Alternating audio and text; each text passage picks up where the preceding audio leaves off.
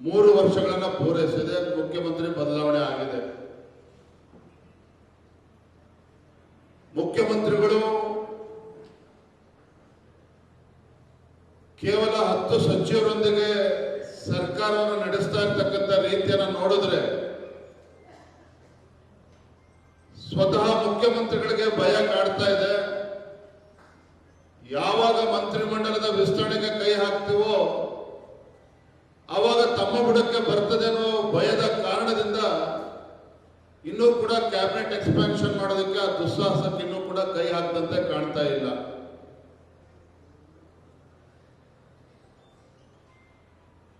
ಪತ್ರಕರ್ತರಿಗೆ ನೋಡೋಂಥವರಿಗೆ ಏನಪ್ಪ DK ಶಿವಕುಮಾರ್ ರಾಜ್ಯದ ಮುಖ್ಯಮಂತ್ರಿಗಳಾದ್ಮೇಲೆ ಎಲ್ಲವೂ ಕೂಡ ಸರಿ ಹೋಗಿದೆ ಅಂತೇಳಿ ಅನ್ನಿಸ್ತಾ ಇರಬಹುದು.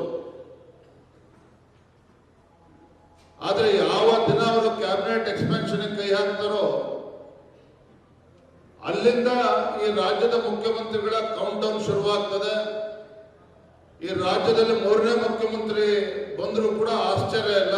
ಆ ರೀತಿ ಒಂದು ಆಂತರಿಕ ಕಚ್ಚಾಟ ಕಾಂಗ್ರೆಸ್ನಲ್ಲಿ ಪ್ರಾರಂಭ ಆಗ್ತಕ್ಕಂಥದ್ದನ್ನು ಯಾರೂ ಕೂಡ ತಡೆಯೋದಕ್ಕೆ ಸಾಧ್ಯ ಇಲ್ಲ.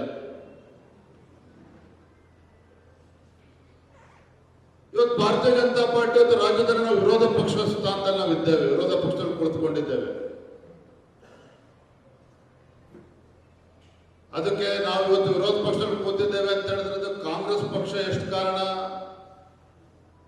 ನಾವೆಷ್ಟು ಕಾರಣ, ಅದು ವಿಶ್ಲೇಷಣೆ ಮಾಡೋದಕ್ಕೆ ಹೋಗೋದಿಲ್ಲ. ಆದರೆ ಸ್ವಯಂಕೃತ ಅಪರಾಧದಿಂದ ನಾವು ವಿರೋಧ ಪಕ್ಷ ಸ್ಥಾನದಲ್ಲಿ ಕೂತಿದ್ದೇವೆ ಅಂತಕ್ಕಂಥದ್ದು ಅಲ್ಲಗಳಿದಕ್ಕೆ ಸಾಧ್ಯ ಇಲ್ಲ.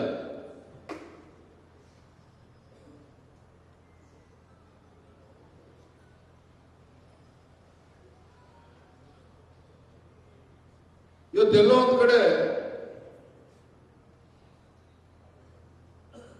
ನಾವು ಕೂಡ ಮುಖಂಡರುಗಳು ಇವತ್ತು ಒಗ್ಗಟ್ಟಾಗಿ ಒಂದಾಗಿ ಮುಂದೆ ಸಾಗಬೇಕಾದಂತ ಒಂದು ಅನಿವಾರ್ಯತೆ ಇದೆ. ಒಂದು ಕಡೆ ರಾಜ್ಯದಲ್ಲಿ ಒಂದು ಭ್ರಷ್ಟ ರೈತ ವಿರೋಧಿ, ಬಡವರ ವಿರೋಧಿ, ಮಹಿಳಾ ವಿರೋಧಿ ಇವತ್ತು ಕಾಂಗ್ರೆಸ್ ಸರ್ಕಾರ, ಹಿಂದೂ ವಿರೋಧಿ ಇವತ್ತು ಕಾಂಗ್ರೆಸ್ ಸರ್ಕಾರ ರಾಜ್ಯದಲ್ಲಿ ಆಡಳಿತ ನಡೆಸ್ತಾ ಇದೆ.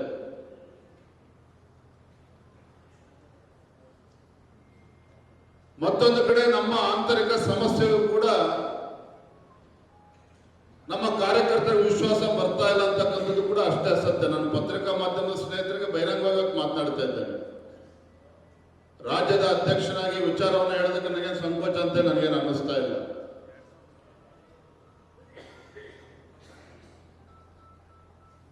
ನೋಡಿ, ಹಿಂದೆ ನಮ್ದೇ ರಾಜ್ಯ ನಮ್ದೇ ಸರ್ಕಾರ ಇತ್ತು. ಯಡಿಯೂರಪ್ಪನವರು ಒಳ್ಳೆ ಆಡಳಿತ ನೀಡಿದ್ರು, ಬಸವರಾಜ ಬೊಮ್ಮಾಯಿ ಮುಖ್ಯಮಂತ್ರಿ ಆದರು. ಕಾಂಗ್ರೆಸ್ಸಿನ 40% ಭ್ರಷ್ಟಾಚಾರದ ಆರೋಪ ನಮ್ಮ ಮೇಲೆ ಬಂದಾಗ ಅದನ್ನ ಸರಿಯಾಗಿ ನಾವು ಎದುರಿಸದೇ ಸಾಧ್ಯ ಆಗದೇನೆ ಒಂದು ವಿರೋಧ ಪಕ್ಷದಲ್ಲಿ ಕೂತಿದ್ದೇವೆ. ನಮ್ಮ ಆಂತರಿಕ ಸಮಸ್ಯೆಯಿಂದ ವಿರೋಧ ಪಕ್ಷದಲ್ಲಿ ಕೂತಿದ್ದೇವೆ. ಇದ್ರ ಪರಿಣಾಮ ಏನು? ನಾವು ಎಷ್ಟು ಜನ ಇದನ್ನು ಗಂಭೀರವಾಗಿ ಯೋಚನೆ ಮಾಡಿದ್ದೇವೋ ನನಗಂತೂ ಗೊತ್ತಿಲ್ಲ. ಈ ರಾಜ್ಯದಲ್ಲಿ ಕಾಂಗ್ರೆಸ್ ಸರ್ಕಾರ ಅಧಿಕಾರಕ್ಕೆ ಬಂದಾಗಿನಿಂದ ಕಳೆದ 3 ವರ್ಷದಲ್ಲಿ ನಿರಂತರವಾಗಿ ಹಿಂದೂ ಕಾರ್ಯಕರ್ತಗಳ ಮೇಲೆ ಹತ್ಯೆ ನಡೀತಾ ಇದೆ. ದಕ್ಷಿಣ ಕನ್ನಡದಲ್ಲಿ ಪ್ರವೀಣ್ ನೆಟ್ಟಾರ್ ಹತ್ಯೆ ಆಗ್ತದೆ. ತದನಂತರ ಹುಬ್ಳಿನಲ್ಲಿ ಲವ್ ಜಿಹಾದ್ ಪ್ರಕರಣದಲ್ಲಿ ನೇಹಾ ಹತ್ಯೆ ಪ್ರಕರಣ ನಮಗೆ ನೋಡಿದ್ದೇವೆ.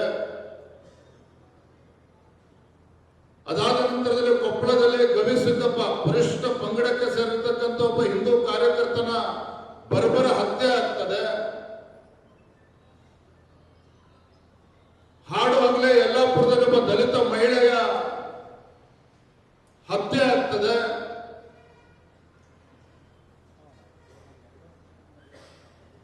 ಮೊನ್ನೆ ಹಾವೇರಿ ಜಿಲ್ಲೆಯಲ್ಲಿ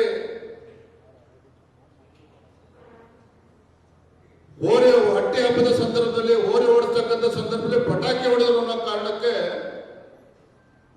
ಲೋಹಿತ್ ಕುರುಬರು, ಒಂದು ಹಾಲು ಮತಸ್ಥ ಸಮಾಜಕ್ಕೆ ಸೇರಿರ್ತಕ್ಕಂಥ ಯುವಕರಿಗೆ ಮಾರಣಾಂತಿಕ ಹಲ್ಲೆನೂ ಕೂಡ ಆಗ್ತದೆ. ಅದಾದ 2 ದಿನಕ್ಕೆ ರೆಟ್ಟೆಹಳ್ಳಿನಲ್ಲಿ ಒಬ್ಬ ಮರಾಠ ಸಮಾಜ ಸಮಾಜಕ್ಕೆ ಸೇರಿರ್ತಕ್ಕಂಥ ಒಬ್ಬ ಶಿವಾಜಿರಾವ್ ಮರ್ಮಾಂಗಕ್ಕೆ ಒತ್ತು ಕ್ಷುಲ್ಲಕ ಕಾರಣಕ್ಕೆ ಅವನ ಹತ್ಯೆನೂ ಕೂಡ ಆಗ್ತದೆ. ಆದ್ರೆ ಇವೆಲ್ಲ ಪ್ರಕರಣಗಳನ್ನ ನೀವು ನೋಡಿದಾಗ ಈ ಎಲ್ಲ ಪ್ರಕರಣಗಳಲ್ಲಿ ಯಲ್ಲಾಪುರದಲ್ಲಿರ್ಬೋದು, ಕೊಪ್ಪಳದಲ್ಲಿರ್ಬೋದು, ಹಾವೇರಿ ಜಿಲ್ಲೆ ನಡೆದಂತ ಘಟನೆ ಇರ್ಬೋದು, ಮಂಗಳೂರಲ್ಲಿ ನಡೆದಂತ ಬರ್ಬರ ಹತ್ಯೆ ಇರ್ಬೋದು, ಎಲ್ಲೂ ಕೂಡ ಆಡಳಿತ ಪಕ್ಷದ ಅಥವಾ ಕಾಂಗ್ರೆಸ್ ಸರ್ಕಾರದ ಸಚಿವರು ಎಲ್ಲೂ ಕೂಡ ಹೋಗೋದಿಲ್ಲ. ಯಾವ ಹಿಂದೂ ಕಾರ್ಯಕರ್ತರ ಹತ್ಯೆ ಆದಾಗ ಅವನು ಮರಾಠ ಇರ್ಬೋದು,